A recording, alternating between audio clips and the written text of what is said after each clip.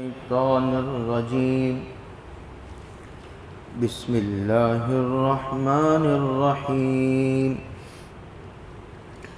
وهم ينهون عنه وينأون عنه وإن يهلكون إلا أنفسهم وما يشعرون صدق الله مولانا العظيم۔ پیچھے کی ایک آیت سے جوڑ لگاتے ہیں۔ اس مضمون کو سیرت کے حوالے سے ایک طویل عرصے سے میں بیان کر رہا تھا، لیکن اس کی دلیل قرآن مجید ہی میں مل گئی۔ بعض مرتبہ ایسا ہوتا ہے مضمون پڑا ہوا ہوتا ہے، ذہن سے نکل جاتا اچانک۔ اچھا، ہم لوگ تلاوت کرتے ہیں، کبھی موقع نہیں ہوتا آیتوں پر غور کرنے کا، اسی لیے خاص طور سے علماء کو تلاوت اس انداز سے بھی کرنی چاہیے کہ وہ آیتوں کو سمجھ کر آگے بڑھے۔ اس میں ایک بہت نہایت ہی ضرورت کا و عظیم الشان مضمون بیان کیا گیا ہے۔ تسلی سے سمجھ لیں گے تو میں سمجھتا ہوں کہ بڑا نفع ہوگا۔ اللہ کہتے ہیں وہ لوگ منع کرتے ہیں اور خود بھی بھاگ بھاگ جاتے ہیں۔ اس کی دو تفسیریں تھی۔ ایک مشہور تفسیر اس کی یہ ہے کہ یہ لوگ یعنی مشرکین حضرت رسول اللہ صلی اللہ علیہ وسلم کے لوگوں کو قریب آنے نہیں دیتے تھے۔ قریب آئیں گے، بات سنیں گے، نبی ہے، نبی کا چہرہ خود ایک معجزہ ہے۔ نبی سے زیادہ خوبصورت کوئی نہیں ہوتا، لیکن حضرت رسول اللہ صلی اللہ علیہ وسلم کو اللہ نے ایسا بنایا تھا، انبیاء میں بھی اتنا خوبصورت کوئی نہیں ہوا صلی اللہ علیہ وسلم۔ عجیب شان کا اللہ تعالیٰ نے حضرت رسول اللہ صلی اللہ علیہ وسلم کو چہرہ بھی ویسا عطا فرمایا تھا۔ باتیں وہ اثر جائیں گے، سنیں گے، اور ان کی باتیں دل پر اثر کریں گی، چہرہ دیکھیں گے۔ عبداللہ ابن سلام نے جب پہلی مرتبہ دیکھا تھا تو چیخ اٹھے تھے، اور یہ کہا تھا لیس بوجہ کذاب، یہ چہرہ جھوٹے کا نہیں ہے۔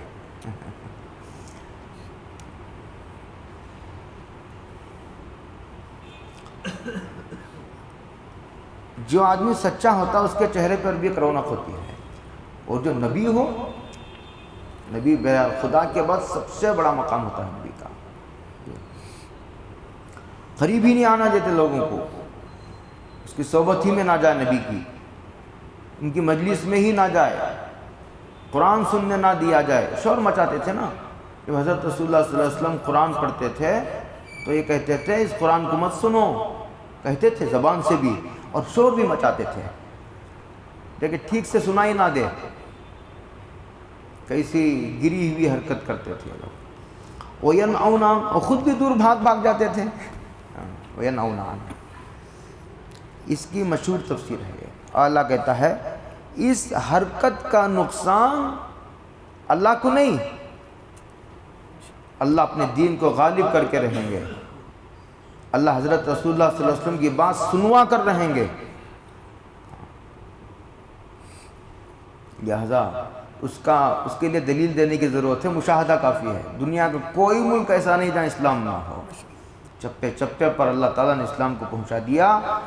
باوجود یہ کہ حضرت رسول اللہ صلی اللہ علیہ وسلم یتیم پیدا ہوئے، پورا گھر مخالف، باپ نہیں، باپ کا سایہ پیدا ہونے سے پہلے اڑ گیا، پھر ماں کا، پھر دادا کا، پھر اس کے بعد خاندان مخالف، پورا گھرانہ اور پورا وطن، پوری برادری۔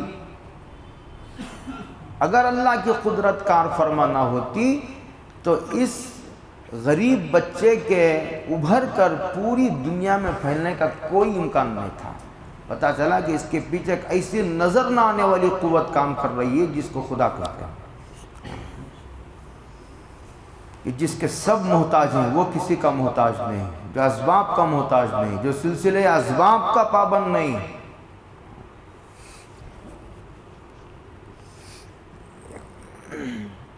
وما یشعرون، شعور تک نہیں ہے ان کو. یا قرآن مجید میں اس کا نقصان نہ نبی کو، نہ اسلام کو، نہ اللہ کو، اپنا ہی نقصان کر رہے ہیں. یہ اس کی مشہور تفسیر ہے. دوسری تفسیر اس کی یہ ہے وَيَنْهَوْنَ وَهُمْ يَنْهَوْنَ عَنْ وَيَنْأَوْنَ عَنْ، کہا کہ یہ لوگ، اس سے مراد یہ دوسری تفسیر ہے نا، اس میں ابو طالب اور ایسے لوگ مراد ہیں جو حضور صلی اللہ علیہ وسلم کی حمایت کرتے تھے، خاندان کے وہ افراد جو حضور کے فیور میں تھے، حضور کی سرپرستی کرتے تھے، حضور کے واقعی ہمدرد تھے، خیرخواہ تھے، حضور کو کوئی تکلیف نہیں پہنچنے دیتے تھے. وَهُمْ يَنْهَوْنَ عَنْ، نقصان پہنچانے والوں کو روکتے تھے، حضور کے قریب نہیں آنے دیتے تھے، ہمدردی تھی حضور سے. وَيَنْأَوْنَ عَنْ، لیکن وہ خود بھاگے جا رہے، حضور کے بظاہر ہمدرد بھی ہیں لیکن حضور کی لائی ہوئی شریعت کو نہیں تسلیم کرنا چاہتے. یہ کیسی محرومی ہے. دیکھیے قرآن کہتا ہے وَيَنْهَوْنَ عَنْهُ وَيَنْأَوْنَ عَنْهُ، یہیں آ کر کے میں بات ختم کیا تھا اور یہ کہا تھا کہ ولی تو ولی، صحابی تو صحابی، نبی تو نبی ہے، تو یہ نبیوں کا بھی سردار ہے صلی اللہ علیہ وسلم، امام الانبیاء، سید الکائنات، پورے بنی آدم کا سردار صلی اللہ علیہ وسلم. امام ربانی کہتے ہیں کہ اللہ نے سب سے پہلے حقیقت محمدی کو پیدا فرمایا ہے. ایک طویل بحث ہے، ابھی اس کا موقع آئے گا آگے تو ہم اس پر بہت سیر حاصل بحث کریں گے.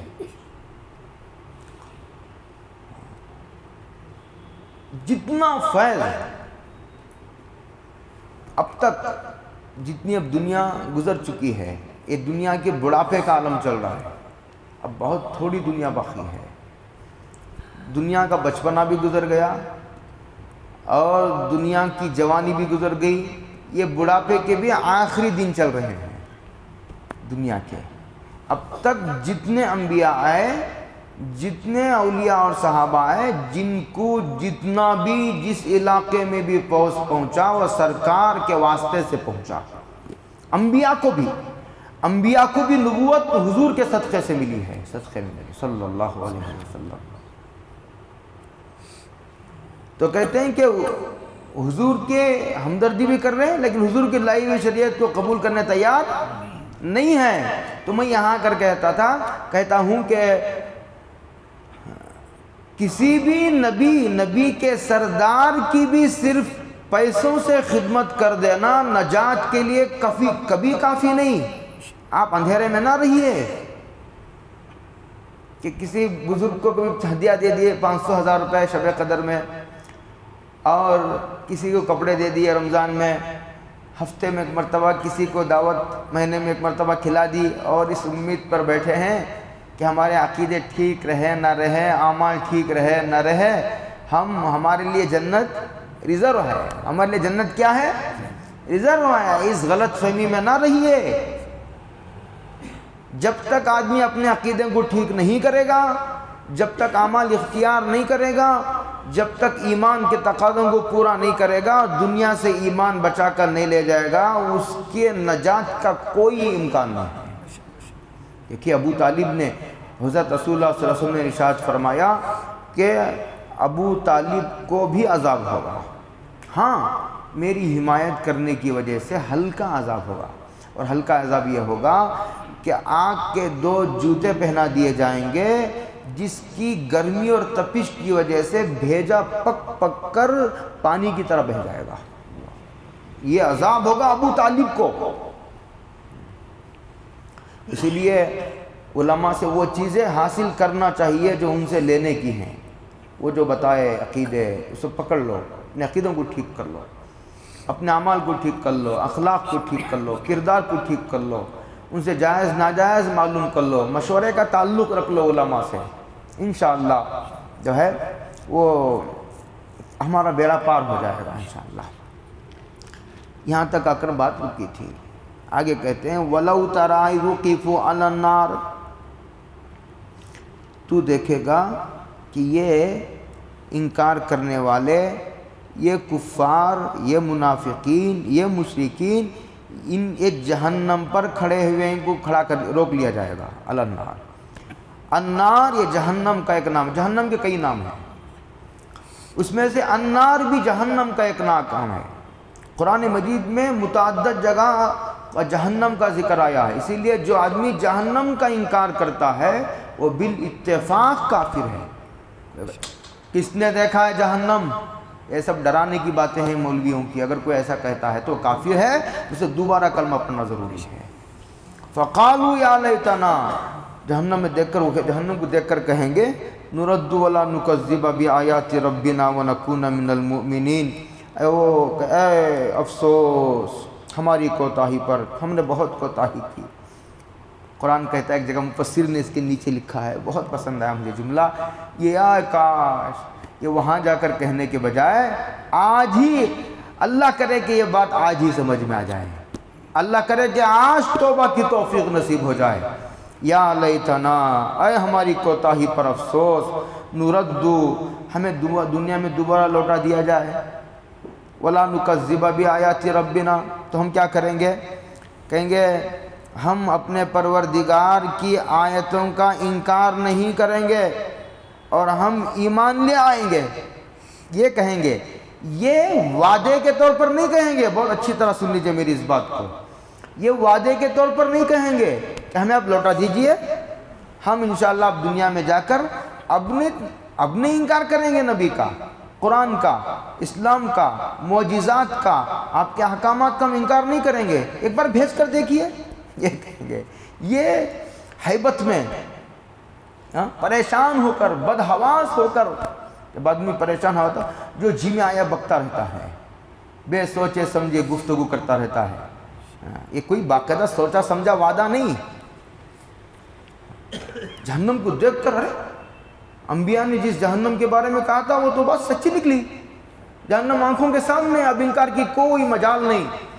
اور پھر دنیا میں واپس جا کر توبہ کا کوئی موقع، اب ہے موقع توبہ کا، اب کرنا ہو تو توبہ کر لو، اللہ توبہ معاف کرنے کے لیے اب تیار ہے، جب توبہ بھی کرو گے تو موقع نہیں توبہ کا، یہ کہیں گے۔ اس لیے کہ ان کو بھی معلوم ہے، اچھا آگے دیکھ لیجئے، ان کو بھی معلوم ہے کہ اب جہنم دیکھ لیا اللہ نے، انہوں نے دیکھ لی، جہنم کو دیکھ کر ایمان لانا معتبر نہیں، ایمان بالغیب کا اعتبار ہے، ایمان بالغیب کا اعتبار ہے، ایمان بالمشاہدے کا اعتبار نہیں۔ تو جہنم کو دیکھا ہے، جہنم کو دیکھ کر جو ایمان لایا جاتا ہے اس کا کوئی اعتبار نہیں ہے۔ اب لانا نبی کے اعتماد پر، نبی کی خبر پر بھروسہ کر کے جو جہنم پر ایمان لے آتا ہے، جنت پر ایمان لے آتا ہے، وہ ایمان معتبر ہے۔ بل بدا لہم ما کانوا یخفون من قبل، وہ چیز ان کے سامنے آ گئی جن کو چھپاتے تھے، مٹاتے تھے۔ نبی کہتے تھے خبر ہے، آخرت ہے، حساب کتاب ہے، جنت ہے، دوزخ ہے، وہاں تو مذاق اڑاتے تھے، جھٹلاتے تھے، تکذیب کرتے تھے، انکار کرتے تھے، اعتراض کرتے تھے۔ یہاں دیکھا کہ آنکھوں کے سامنے ہے۔ آگے قرآن کہتا ہے، یہ تو کہہ رہے ہیں کہ ہمیں دنیا میں لوٹا دیجئے، اب ہم ایمان لے آئیں گے۔ اللہ کہتے ہیں وَلَوْ رُدُّوا لَعَادُوا لِمَا نُهُوا عَنْهُ، اگر بالفرض میں لوٹاؤں گا تو نہیں، اس لیے کہ یہ بات بھی طے ہے کہ آخرت کی طرف جانے کے بعد دوبارہ دنیا کی طرف لوٹانے پر اللہ قدرت تو رکھتے ہیں، لیکن نہ لوٹانے کا فیصلہ اللہ نے قرآن میں بار بار سنایا ہے کہ ہم لوٹائیں گے نہیں۔ اس امید پر نہ ہو کہ تمہاری درخواست قبول کر لی جائے گی، نہیں قبول کی جائے گی۔ درخواست قبول نہ کرنے کا فیصلہ اللہ نے آج ہی قرآن میں سنا دیا ہے۔ اللہ کہتے ہیں، یہ کہہ رہے ہیں کہ ہمیں لوٹا دیجئے، اگر ہم لوٹا بھی دیں چلو ٹھیک ہے، ہم لوٹا بھی دیں تب بھی یہ وہی کریں گے جو آپ کر رہے ہیں، لَعَادُوا لِمَا نُهُوا عَنْهُ، پھر جھٹلائیں گے۔ اس لیے کہ یہ دف الوقتی مصیبت آ پڑی نا سر پر تو اس سے بچنے کے لیے وعدہ کر رہے ہیں، ورنہ اندر سے اب بھی سچے نہیں ہیں۔ اللہ اکبر، علیم خبیر، اس کے سامنے کھڑے ہو کر کتنی قوت اور جرأت کے ساتھ جھوٹ بول رہے ہیں۔ دیکھیے جھوٹا جھوٹا ہوتا ہے۔ وَإِنَّهُمْ لَكَ، اللہ کا حلم برد و باری بھی دیکھیے، بولنے کا موقع بھی دے رہے ہیں، بات کو کاٹ نہیں رہے، بات کو نقل کر رہے ہیں ان کی۔ اور یہ جھوٹے ہیں، جھوٹے، یہ اللہ کہہ رہے ہیں جھوٹے ہیں، وہاں بھی جھوٹ بول رہے ہیں جا کر کے، یعنی اندر دل میں نہیں ہے۔ اور کیا کہیں گے دنیا میں آ کر؟ ان ہی الا حیاتنا الدنیا، جب دنیا میں ہم بھیج دیں گے دوبارہ ان کو، فرض کر لو ہم بھیج دیں گے بائی چانس، تو بھی یہ کیا کہیں گے دنیا میں آ کر؟ ان ہی الا حیاتنا الدنیا، ارے یہی دنیا ہے بس، کھاؤ پیو عائش کرو، موج مستی کرو، کہاں کا حلال کہاں کا حرام، کہاں کا جائز کہاں کا ناجائز، کہاں کس جھگڑے میں پڑے ہو مولانا، کس کے ہاتھ لگ گئے، کہیں جماعت والوں کے ہاتھ میں نہیں لگ گئے۔ کھاؤ، ایک مرتبہ زندگی ملی ہے، کھاؤ مزاق کرو یار، مرنے کے بعد دیکھا جائے گا۔ اور قرآن کیسا نقل کر رہا ہے دیکھیے، ہماری جملوں کو قرآن کیسا نقل کر رہا ہے دیکھیے۔ وَقَالُوا إِنْ هِيَ إِلَّا حَيَاتُنَا الدُّنْيَا وَمَا نَحْنُ بِمَبْعُوثِينَ، ہم نہیں اٹھائے جائیں گے۔ یہاں کر یہی کہیں گے پھر، مرنے کی بعد والی زندگی کا جو انکار کرتا ہے وہ کافر ہے۔ یہ زندگی آخرت کی تیاری کے لیے ہے، الدنیا مزرعۃ الآخرہ، جو بوؤ گے وہی کاٹو گے۔ ایسا کبھی نہیں ہوا کہ گیہوں کا دانہ تم نے زمین میں دبایا ہو اور بادام کا درخت نکلا ہو، چاول کا دانہ بویا ہو اور پھر اس کے نتیجے میں سیب کا درخت اگایا ہو، ایسا کبھی نہیں ہوتا۔ یہ دنیا ہے، یہ دنیا دار العمل ہے، آخرت دار الجزا ہے۔ جیسے کرو گے ویسے جیسی کرنی ویسی بھرنی، نہ مانے تو کر کے دیکھ، جنت بھی ہے دوزخ بھی ہے، نہ مانے تو مر کے دیکھ۔ وَلَوْ تَرَىٰ إِذْ وُقِفُوا عَلَىٰ رَبِّهِمْ، اور تو دیکھے گا یہ اپنے پروردگار کے پاس کھڑے ہیں، پروردگار کے پاس، قَالَ أَلَيْسَ هَٰذَا بِالْحَقِّ، اللہ پوچھیں گے کیا یہ سب سچ نہیں ہے جو نظر آ رہا ہے جس کو تم جھٹلاتے تھے؟ یہ جنت، یہ دوزخ، یہ میدان محشر، یہ پل صراط، یہ حساب کتاب، یہ حوض کوثر، یہ شفاعت کبریٰ، یہ مقام محمود جس کا تذکرہ انبیاء نے کیا تھا، کیا یہ سچ نہیں تھا؟ اب تم نے اپنے آنکھوں سے دیکھ لیا، کیا یہ سچ نہیں ہے؟ جس کی خبر انبیاء نے بہت پہلے دی تھی، مسلسل دی، بار بار دی۔ الیس ھذا بالحق، تو کہیں گے قالوا بلی وربنا، سچ ہے، سچ ہے، لیکن اس وقت اعتراف کرنے کا کوئی نفع نہیں۔ آج کرو آج۔ اللہ کہیں گے فذوقوا العذاب بما کنتم تکفرون، کفر کا عذاب چکو، تم نے جو کفر کیا نا دنیا میں اس کا عذاب چکو، عذاب۔ قد خسر الذین کذبوا بلقاء اللہ، برباد ہو گئے، تباہ ہو گئے، ہلاک ہو گئے، خسارے میں پڑ گئے وہ لوگ جو اللہ سے ملاقات کا جنہوں نے انکار کیا ہے۔ اللہ سے ملاقات نہیں ہوگی، میدان محشر نہیں ہوگا، حساب کتاب نہیں ہوگا، ترازو نہیں رکھی جائے گی۔ جنہوں نے اللہ کی ملاقات کا انکار کیا انہوں نے نقصان اٹھایا ہے۔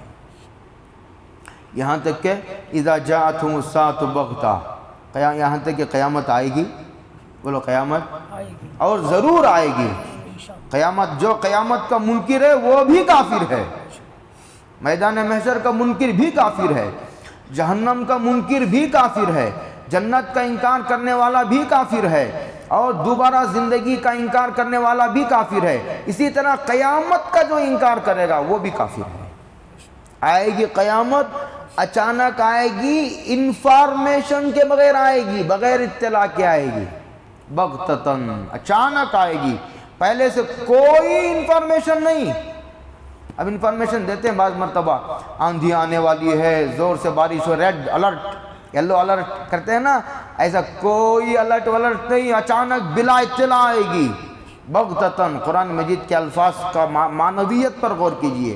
قالوا یا حسرتنا، وہ کہیں گے الا ما فرطنا فیہا، اے اللہ ہم نے جو کوتاہی کی، ہائے افسوس ہم نے کیسی کوتاہی کی، ہائے افسوس ہم نے کیسی کوتاہی۔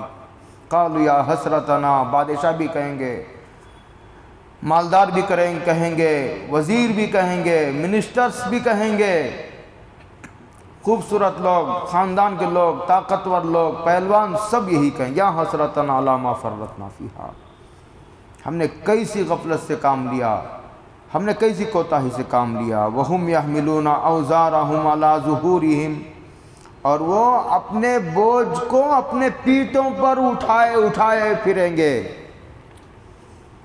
حضرت رسول اللہ صلی اللہ علیہ وسلم نے ارشاد فرمایا، ہر نیکی سواری ہے، بولو ہر نیکی، نیکیوں کو اللہ سواریاں بنا دیں گے، سواریوں پر سوار ہو کر نیکی سواری بن جائے گی۔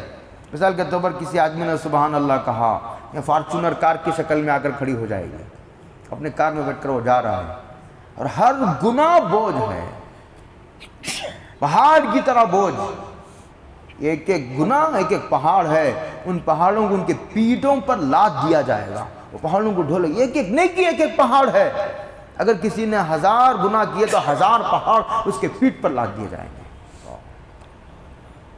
اللہ ہماری حفاظت فرمائے۔ اللہ کیسی بے بسی، کیسی عاجزی، کیسی درماندگی ہوگی، اللہ ساء ما یزرون، کہتے ہیں قرآن کہتا ہے کیسی بری صورتحال ہے، کیسا برا بوجھ ہے۔ وَمَا الْحَيَاةُ الدُّنْيَا إِلَّا لَعِبٌ وَلَهْوٌ، یہ جو دنیاوی زندگی ہے نا، یہ زندگی، یہ جس زندگی میں ہم ہیں، دنیا کہتے ہیں قریب کی چیز کو، چونکہ یہ ہمارے قریب ہے نا دنیا، یہ کھیل تماشا ہے، کیا ہے یہ؟ کہ اصل زندگی تو یہ آنکھ بند ہونے کے بعد شروع ہوگی۔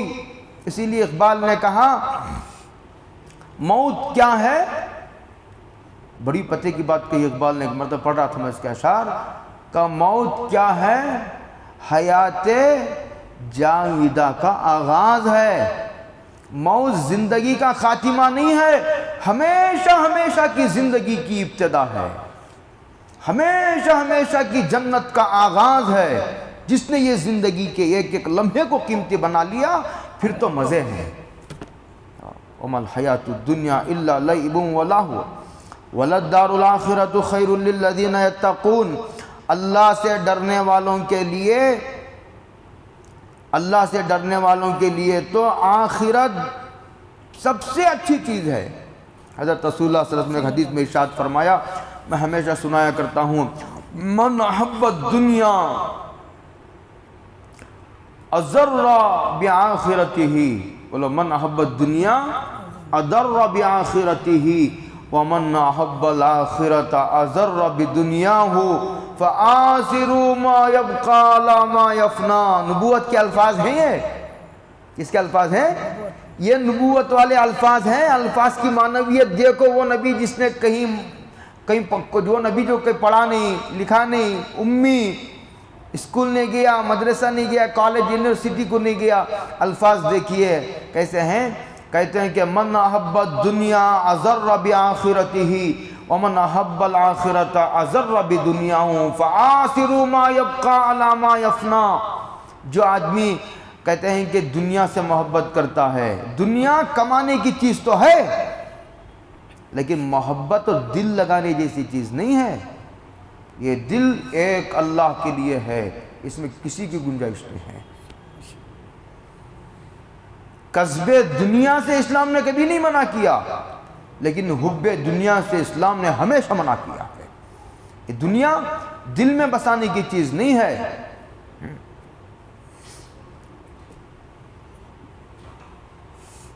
جو آدمی دنیا سے دل لگاتا ہے، دنیا سے محبت کرتا ہے، وہ اپنی آخرت کو ضرور نقصان پہنچاتا ہے۔ ومن احب الآخرۃ، اور جو آدمی آخرت سے محبت کرتا ہے اسے دنیا کا کچھ نہ کچھ نقصان برداشت کرنا پڑتا ہے۔ حرام سے ہاتھ کھینچ لینا پڑتا ہے، رشوت سے ہاتھ کھینچ لینا پڑتا ہے، سود سے ہاتھ کھینچ لینا پڑتا ہے، ناجائز چیز آئی تو آدمی کو چھوڑ دینا پڑتا ہے۔ جھوٹ بولنے سے 1,00,000 روپے آ سکتے ہیں تو آدمی جھوٹ بولنے کے لیے تیار نہ ہو، دھوکہ دینے سے 50,000 زیادہ آ سکتے ہوں، اور جھوٹی قسم کھانے سے کسی کی جائیداد میرے کوٹے میں آ سکتی ہو، تو آدمی جھوٹی قسم کھانے کے لیے تیار نہ ہو۔ من احبت آخرت اضر بدنیا ہو، جس کے پیش نظر آخرت ہے وہ ضرور اس کو دنیا کا کچھ نہ کچھ نقصان برداشت کرنا پڑے گا۔ حضور نے آگے ہمیں نصیحت کی اور کہا یاد رکھنا فَآسِرُوا مَا يَبْقَى، آخرت باقی ہے، دنیا فانی ہے، باقی کو فانی پر ترجیح دو، آخرت کو لے لو، دنیا کو چھوڑ دو۔ کیسی پیاری نصیحت ہے۔ دنیا میں بہت سارے عیب ہیں، اس میں بڑا عیب دنیا میں یہ ہے کہ یہ فانی ہے۔ آخرت کے اندر بے شمار خوبیاں ہیں، اس کی بڑی خوبی ہے کہ آخرت ہمیشہ کے لیے ہے۔ ایسا ہوتا ہے نا دنیا میں کہ کبھی ایسا ہوتا ہے نعمتیں ختم ہو جاتی ہیں، آدمی باقی ہے۔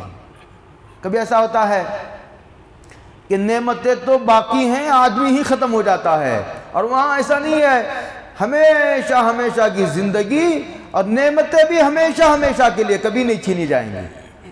کوئی جنتی کبھی غریب نہیں ہوگا، کبھی بوڑھا نہیں ہوگا، کبھی اس کی جوانی ختم نہیں ہوگی، کبھی بیمار نہیں ہوگا، کبھی پریشان نہیں ہوگا، کبھی موت نہیں آئے گی۔ اس کو قرآن نے اس ساری تفصیلات کو اپنے گھیرے میں لے کر کے، احاطے میں لے کر قرآن نے کہا اللہ سے ڈرنے والوں کے لیے تو آخرت سب سے بہترین چیز ہے۔ افلا تعقلون، کیا تمہیں عقل نہیں ہے؟ یہ کہا قرآن، کیا اتنی موٹی بات سمجھ میں نہیں آتی؟ یہ قرآن کریم ہی کہہ سکتا ہے۔ قد نعلم، قرآن کریم تسلی دے رہا حضرت رسول اللہ صلی اللہ علیہ وسلم کو۔ رسول اللہ صلی اللہ علیہ وسلم کو بھی تسلی دینے کی ضرورت پڑتی ہے، اس لیے کہ نبی خدا نہیں ہوتا، وہ بھی بشر ہوتا ہے، انسان ہوتا ہے۔ إِنَّهُ لَيَحْزُنُكَ الَّذِي يَقُولُونَ، ارے یہ لوگ جو تم کو تانا دے رہے ہیں، کوئی جادوگر کہہ رہا ہے، کوئی تمہیں شاعر کہتا ہے، کوئی تمہیں مجنون و پاگل کہتا ہے، کوئی جو ہے کچھ کہتا ہے، کوئی کچھ کہتا ہے، جادوگر، کوئی پاگل، کوئی شاعر، نعوذ باللہ من ذالک، اور کوئی تمہیں جھٹلاتا ہے، اس کی وجہ سے تمہارا دل بیٹھ جاتا ہے، تو لَقَدْ نَعْلَمُ إِنَّهُ لَيَحْزُنُكَ الَّذِي يَقُولُونَ، تو ان کے اس طرح کہنے کی وجہ سے تمہارے دل کو جو تکلیف ہو رہی ہے، غم ہو رہا ہے، وہ میں جانتا ہوں، میں دیکھ رہا ہوں، مجھے معلوم ہے تمہارے دل پر کیا گزر رہی ہے، مجھے معلوم ہے۔ آگے کہتے ہیں فَإِنَّهُمْ لَا يُكَذِّبُونَكَ، بہت غور سے سنیے اس جملے کو قرآن کے، فَإِنَّهُمْ لَا يُكَذِّبُونَكَ وَلَكِنَّ الظَّالِمِينَ بِآيَاتِ اللَّهِ يَجْحَدُونَ، کہتا ہے کہ یہ تم کو جھوٹا نہیں کہہ رہے ہیں، بہت غور سے سنو، فَإِنَّهُمْ لَا يُكَذِّبُونَكَ، عجیب متضاد سیرت پڑھیں گے آپ کو، یہ عجیب و غریب بات تمہیں نظر آئے گی۔ ادھر حضور کی نبوت کا انکار بھی کر رہے ہیں، مخالفتیں جاری، اور ادھر تانے بھی دے رہے ہیں، لوگوں کو روک رہے ہیں۔ جب امانت رکھنے کا نمبر آتا تو اس نبی کے علاوہ کوئی نظر نہیں آتا پورے مکہ میں، اللہ صلی اللہ کو اندر سے دل مجبور ہے اس کی صداقت کو تسلیم کرنے پر، اس کی، اور اندر سے دل مجبور ہیں، کھینچے جا رہے ہیں اس کی سچائی کو، کوئی جھٹلانے والا نہیں۔ شادی کل امین کہہ کے پکارتے تھے لوگ، کہتے ہیں کہ یہ تم کو جھوٹا نہیں کہہ رہے کہ تم جھوٹے ہیں، بس وہ یہ کہہ رہے ہیں کہ تمہاری یہ نبوت والی حیثیت کو ہم نہیں تسلیم کرتے ہیں، ٹھیک ہے، تم نبی ہوں گے لیکن ہم نہیں تسلیم کرتے ہیں۔ یہ نہیں کہہ رہے کہ تم جھوٹے ہو اپنی نبوت کے دعوے میں، آپ بہت غور سے سنیے اس بات کو، اس کا مطلب یہ ہوا ہمارا جھٹلانا تو جان بوجھ کر ہے، ساری خوبیاں ان کے پلے، یہ قریش، اس میں بھی قصی بہت چھوٹی شاخ، یہی حاجیوں کو پانی پلاتے ہیں، کعبے کی چابی ان کے خاندان میں. اب بچہ کچھ ایک نبوت کا عہدہ تھا، وہ بھی ان کے سر پر نبوت کا تاج آ گیا، ہمارے جھولی میں کیا رہے گا؟ اس چیز نے انکار پر مجبور کیا ہے، ورنہ انکار کرنے والے بھی خوب جانتے تھے کہ یہ نبی ہے صلی اللہ علیہ وسلم. وَلَقَدْ كُذِّبَتْ رُسُلٌ مِّن قَبْلِكَ. قرآن تسلی دے رہا ہے. آپ یہ پہلی مرتبہ، یہ نیا واقعہ نہیں ہے، یہ پہلی مرتبہ نہیں ہوا. اس سے پہلے بھی بے شمار انبیاء کو تمہارے سے پہلے جھٹلایا گیا ہے. یہ جھٹلانے کا سلسلہ پرانا ہے، حوصلہ ہارنے کی ضرورت نہیں ہے، پس ہمت ہونے کی کوئی ضرورت نہیں ہے. آخری سانس تک ایک داعی کو اپنے دل میں امید کی شمع جلائے رکھنے کی ضرورت ہے. آدمی کوشش کا مکلف ہے، نتیجے کا مکلف نہیں ہے. وَلَقَدْ كُذِّبَتْ رُسُلٌ مِّن قَبْلِكَ فَصَبَرُوا. اور انہوں نے صبر کیا. علامہ کذبوا، ان کو جھٹلایا گیا تو صبر کیا. وَأُوذُوا، ان کو تکلیف دی گئی تو ان کو اچھا یہ ان کو تکلیف بھی دی گئی. انبیاء کو جو تکلیف دی جاتی ہے، بہت غور سے سنو میری اس بات کو، آپ کو کہیں دھوکہ ہو. انبیاء کو جو تکلیفوں میں مبتلا کیا جاتا ہے وہ ان کے درجات کو بلند کرنے کے لیے. کس کے لیے؟ درجات کو بلند کرنے کے لیے. اور حیرت کی بات آپ دیکھیں گے، سیرت پڑھیں گے تو نبی مار بھی کھا رہا ہے، نبی کو گالیاں بھی دی جا رہی ہیں اور سازشیں کی جا رہی ہیں نبی کے خلاف، لیکن نبی اپنے مشن سے پیچھے ہٹنے کے لیے ایک لمحے کے لیے تیار نہیں ہے. کتنا شرح صدر ہوگا نبی کو اپنے مشن پر. ہم کو بھی کبھی دین کا کام کرنے والوں کو تکلیفیں آتی ہیں، وہ ہماری تربیت کے لیے آتی ہیں. کہیں شیطان دھوکہ نہ دے کہ ہمارے درجات بھی بلند ہو رہے ہیں.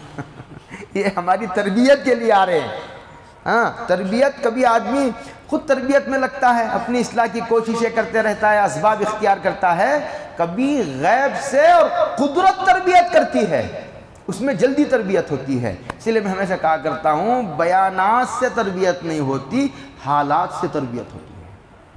صرف بیانات نافع ہیں، ضرور ہیں، لیکن تربیت کے لیے کافی نہیں ہیں. بیانات سے نفع ضرور ہوتا ہے، لیکن بیانات کافی نہیں. اسی لیے حالات لا کر تربیت کی جاتی ہے. اسے کہتے ہیں اضطراری مجاہدہ. نہ چاہتے ہوئے بھی کڑوی دوا پلا دی جاتی ہے، نہ چاہتے ہوئے بیمار کر دیا، نہ چاہتے ہوئے پریشان کر دیا، ایک دشمن کو کھڑا کر دیا تاکہ اس کے تکبر کا علاج ہوتا رہے، تاکہ اس کی بے بسی اس پر کھلتی رہے. حتیٰ اتاہم نصرنا، یہاں تک کہ ان کے پاس ہماری مدد آئی. ایسا ہی ہوا ہے کہ ہم نے بھیجی، صبر کیا، ایک چند روز صبر کیا تو پھر اس کے بعد ہماری مدد آ گئی. وَلَا مُبَدِّلَ لِكَلِمَاتِ اللَّهِ. بہت غور سے سنو، بہت بڑی تسلی اور وعدہ ہے اس میں. ہر نبی سے ہم نے نصرت کا وعدہ کیا ہے، اور انہی انبیاء کے صدقے میں ان کے مشن کو اپنا مشن بنانے والے سے ہمارا مدد کا وعدہ ہے. وَلَا مُبَدِّلَ لِكَلِمَاتِ اللَّهِ. اور ہم کبھی اپنے وعدے سے نہیں مکرے. ہماری تاریخ عیاں ہے، آشکارا ہے. ہم نے وعدہ کر کے کبھی خلاف نہیں کیا. ہاں، چند روز مصیبتوں میں ہم نے مبتلا ضرور رکھا، لیکن وہ کوٹا مکمل ہونے کے بعد ہماری مدد ضرور آئی ہے. جلد بازی سے کام نہ لو. وَلَا مُبَدِّلَ لِكَلِمَاتِ اللَّهِ. ایسا نہیں کہہ رہے وعدہ کیا اور دیکھ بھی رہا ہے اور مار بھی کھلا رہا ہے. کوٹا پورا ہونے دو. وَلَا مُبَدِّلَ لِكَلِمَاتِ. جلد بازی کیوں کرتے ہو؟ وَلَا مُبَدِّلَ. یہ فلسطین کے مرنے سے دھوکہ نہ کھاؤ. شہادت کا کوٹا مکمل ہونے دو. جہاد کے انوارات پوری دنیا میں عیاں ہونے والے ہیں. اخبارات اور نیوز چینل، سوشل میڈیا کے جو ہے پلیٹ فارم سے یہ حالات کو سمجھنے کی کوشش، یہ غلطی کبھی مت کرو. قرآن کے روشنی میں سمجھو. وَلَا مُبَدِّلَ لِكَلِمَاتِ اللَّهِ. ایسا ہی ہوا. ہم نے کب کہا کہ کبھی تم کو تکلیف ہونے ہم نہیں دیں گے؟ تکلیف ہوگی، لیکن چند روزہ ہوگی. اس میں مصلحتیں ہوتی ہیں اللہ کی، اور پھر ہماری مدد کا وعدہ ہے. ہم کبھی مدد سے نہیں، وعدے سے نہیں مکرے. مدد کریں گے. وَلَا مُبَدِّلَ لِكَلِمَاتِ اللَّهِ. وَلَقَدْ جَاءَكَ مِن نَبَإِ، اس لیے وقتی طور پر کبھی حالات آتے ہیں تو آدمی کو میدان چھوڑ کر نہیں بھاگنا چاہیے، استقامت کے ساتھ جمے رہنا چاہیے پہاڑ کی طرح۔ اگر زندگی باقی ہے مدد آئے گی، ورنہ اللہ تعالیٰ مقام شہادت عطا فرمائیں گے۔ شہادت یہ بہت بڑی کامیابی ہے، اسی لیے ایک صحابی شہید ہو رہے تھے، شہید ہوتے ہوتے ان کی زبان سے نکلا فزت ورب الکعبہ، رب کعبہ کی قسم میں کامیاب ہو گیا۔ شہید بھی ہو رہے اور یہ کہیں گے میں کامیاب ہو گیا۔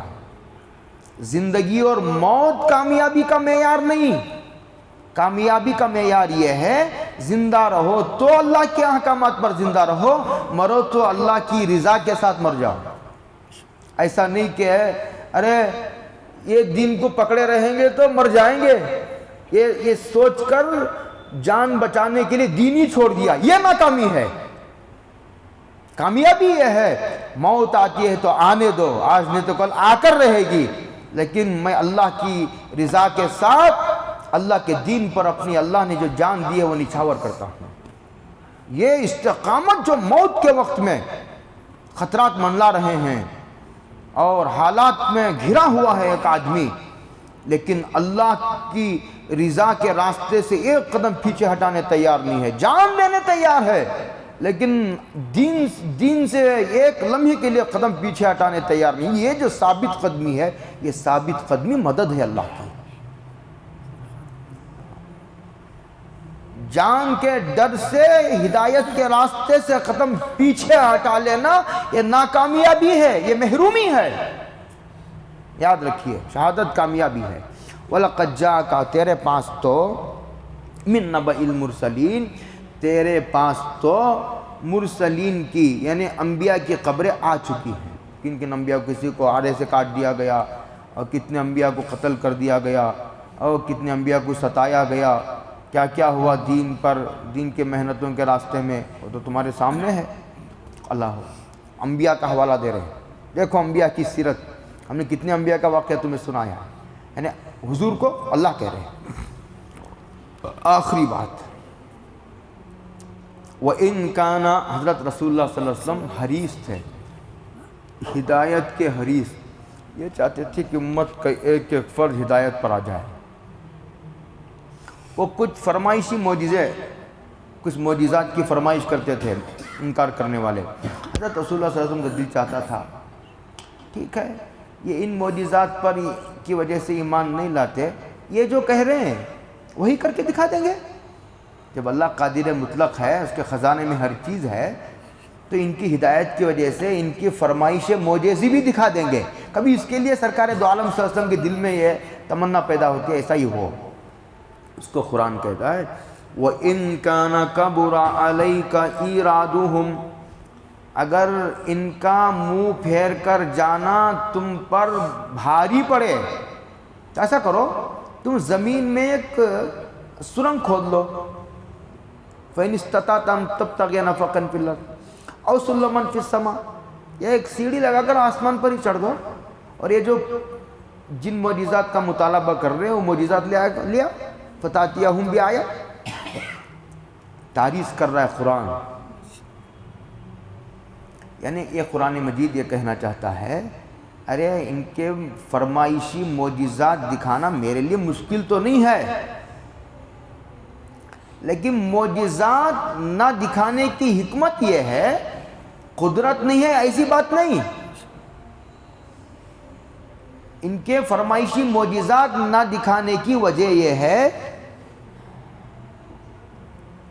کہ اس میں مصلحت اور حکمت یہ ہے جس کو بھی ہم نے فرمائشی معجزے دکھائے ہیں اس کے باوجود اگر کوئی ایمان نہیں لاتا تو ہم فی الفور ہلاک کر دیتے ہیں، سنبھلنے کا موقع بھی نہیں دیتے، اور ہم نہیں چاہتے کہ پوروں کو ہلاک کر دیں، اور فی الحال ہم نہیں چاہتے، اس لیے ہم نہیں لا رہے ہیں۔ اگر فرمائشی معجزات کا مطالبہ نہ کرے تو پھر سنبھلنے کا موقع بھی دیتے ہیں، یہ کہہ رہے ہیں قرآن وَلَوْ شَاءَ اللَّهُ لَجَمَعَهُمْ عَلَى الْهُدَى فَلَا تَكُونَنَّ مِنَ الْجَاهِلِينَ، اگر اللہ چاہتا تو سب کو ہدایت پر جمع کر دیتا، اللہ تعالیٰ چاہتا تو، لیکن یہ خود نہیں چاہتا۔ اللہ بھی اس وقت چاہے گا نا جب یہ چاہیں گے، یہ خود نہیں چاہتا ہدایت پر آنا تو پھر اللہ بھی نہیں چاہتے، اس کے نہ چاہنے کی وجہ سے وہ بھی نہیں چاہتے۔ اس کے آگے کہتے ہیں حضور کو بڑے محبت بھرے لہجے میں فَلَا تَكُونَنَّ مِنَ الْجَاهِلِينَ، بہت زیادہ نادان بننے کی، یہ جاہل کا ترجمہ نہیں کرنا ہے، یہ خطاب حضور سے ہے، یہ محبت بھری ڈانٹ ہے، بہت زیادہ نادان بننے کی کوشش نہ کرو۔ مطلب یہ ہے ہدایت کی حرص میں آ کر ان کے فرمائشی معجزات کو دکھانے تک تیار ہو گئے، تو کیسی لہر کی ڈانٹ ہے۔ بہت غور سے سنو، اب بولنے جا رہا ہوں یہ بات۔ ہدایت کے راستے میں بھی انہماک فی تدبیر جائز نہیں۔ بھائی وہ اسٹیج پر عیسائیوں کے اسٹیج پر چلے جائیں گے، ان کے مندروں میں گئے تو انہوں قریب ہوتی ہمارے سے، یہاں تک کسی کو ہدایت پر لانے کے لیے یہاں تک دور جانے کی اجازت نہیں کہ ساری قوم ہدایت کے ٹھیکیدار ہو، ان کو کچھ نہیں پڑی ہے، ساری فکر تم کو ہی ہے۔ قرآن کہتا ہے کہ ہدایت کے اسباب اختیار کرنے کا تو حکم ہے، کوشش کر دو، صلاحیتیں جھونک دو۔ پھر سب کہتے ہیں اتنی محنت کرو، اتنی محنت کرو، مخلوق کو بھی رحم آئے، اوپر بیٹھنے والے خالق کو بھی رحم آ جائے، ترس آ جائے۔ وہ کتنا محنت کر رہا ہے، کتنا رو رہا ہے، بس اتنا ہی۔ لیکن جائز اسباب، ناجائز نہیں کہ رواداری میں کفر کی سرحدوں تک آپ چلے گئے۔ اس کا مطلب یہ ہے، ایک بحث ہے یہ، آج یہاں روکتے ہیں ہم، اس پر آئندہ جمعہ بہت تفصیل سے بحث کریں گے۔ ایک ہے اجمال، ایک ہے انہماک۔ ہدایت کے اسباب اختیار کرنے کا تو حکم ہے، لیکن انہماک نہیں،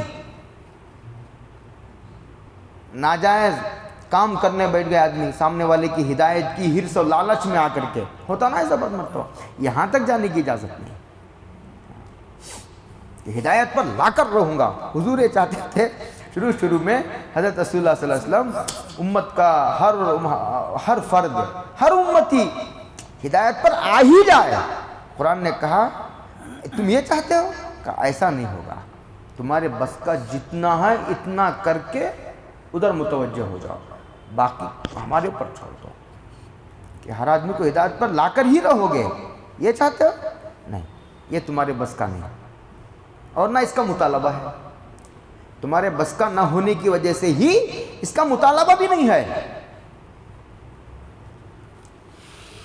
دنیا میں بھی یہی حکم ہے کہ اجمال سے کام لو۔ قرآن نے کہا وَأَجْمِلُوا فِي الطَّلَبِ وَتَوَكَّلُوا عَلَيْهِ۔ دنیاوی اسباب میں جو جائز اسباب ہیں اختیار کرو اور اجمال سے کام لو، انہماک سے نہیں کہ اسباب کو اوڑھنا بچھونا بنا لیا، کوئی نظر نہیں آ رہا ہے، ایسا نہیں۔ ایسا ہوتا ہے آدمی کو، اب اساتذہ بھی دیکھ کرتے ہیں نا، جو بچہ ہے مدرسے میں، ہر بچے کے بارے میں چاہتے ہیں کہ پڑھا کر ہی رہوں گا، بعض بچہ ہرگز نہیں پڑھتے۔ بھئی ڈیسک رکھ دو، قرآن رکھ دو، اچھے استاد کو مقرر کر دو، اور اس کے لیے دعا بھی کرو، وقت کی پابندی بھی کرو، باپ بھی کرے، یہ بھی کرے، اس کے باوجود ایک آدمی بچہ نہیں پڑھتا تو چھوڑو، وہ تو پکاکی بننے پیدا ہوا ہے، پکاکیوں کی بھی تو ضرورت ہے یا نہیں؟ واچ مینوں کی بھی تو ضرورت ہے، یہ ساروں کو عالم ہی بنا دو گے؟ کوشش کرو، گندا بنے تو کیا غم کی کیا بات ہے؟ اس پر بحث اگر ضرورت پڑی تو پھر آئندہ جمعہ کریں گے۔ اللہ عمل کی توفیق عطا فرمائے۔ حضرت رسول اللہ صلی اللہ علیہ وسلم کی چونکہ حرص تھی امت کی ہدایت کی، اس لیے ہم کو کہا گیا کہ اتنا نہیں کہ سامنے والی کے خیر خواہی میں وہ جو چاہ رہا ہے اسے قبول کر رہے ہو، ایسا نہیں۔ تمہاری اس طلب، تمہارے اس درد کی وجہ سے سامنے والا کوئی غلط فائدہ نہیں اٹھانا چاہیے، یہ حدود یاد رکھنی چاہیے، یہ تنبیہ کر رہا ہے قرآن کریم۔ وآخر دعوانا الحمدللہ۔